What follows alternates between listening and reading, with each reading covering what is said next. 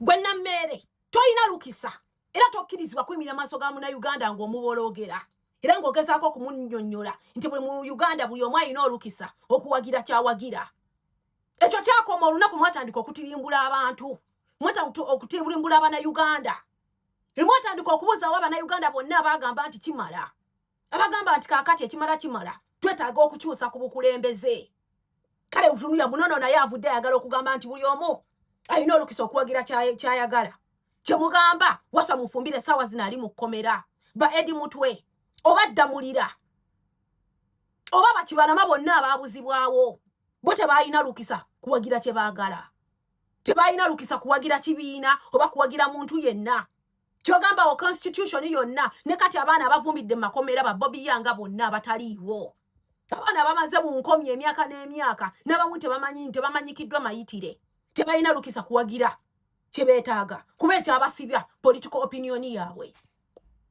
Nga ne Muwanga Kivumbye saazi n'emisango gyawere nnemba nagyo. It is just a political opinion. Gwavudde oyagala kubologera Bannayuganda mutemutusiiga mutemugezaako kututankuula. Gwenna mmeera ovuddeyo oli mu kusiiga munnyo mu bbwa, oli mu kubalaata ggwe. Kyogamba Rita Nabukenya oba Yasiini Kawuma oba Ddamulira ne Kibalama bonna abaabuzibwabo n'abazenga battibwa, kyogamba tebalina right ku political opinion yaabwe. Oba kyogamba constitution ya Uganda akaseera ko yali tebakolako. Gwovuddeyo oyagala gwe mutemugeza kutujjamize.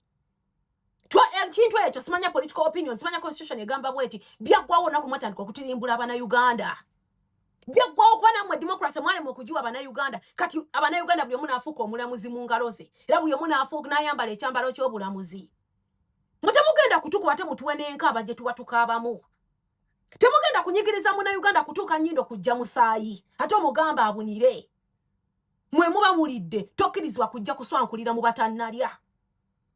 Tokkirizibwa kujja omanyi mwe kiri nnyo mu baddugavu olw'okuba ofunye ekyokulya. Abalala bagamba tojja nnyo kakkano ojja kufuna. Mwagala mujje mutandike okubalaatira mu Bannayuganda.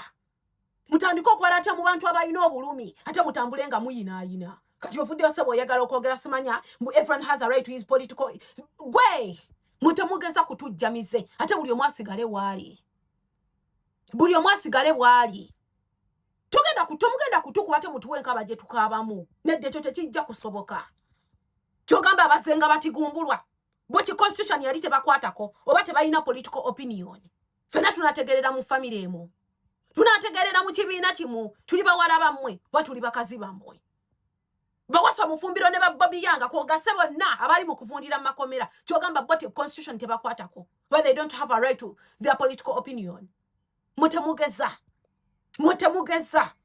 Sebo afudde atandise kuno kubalaata kwennyini gw'oli mu kusiiga omunyo mu bulumi bw'Abannayuganda.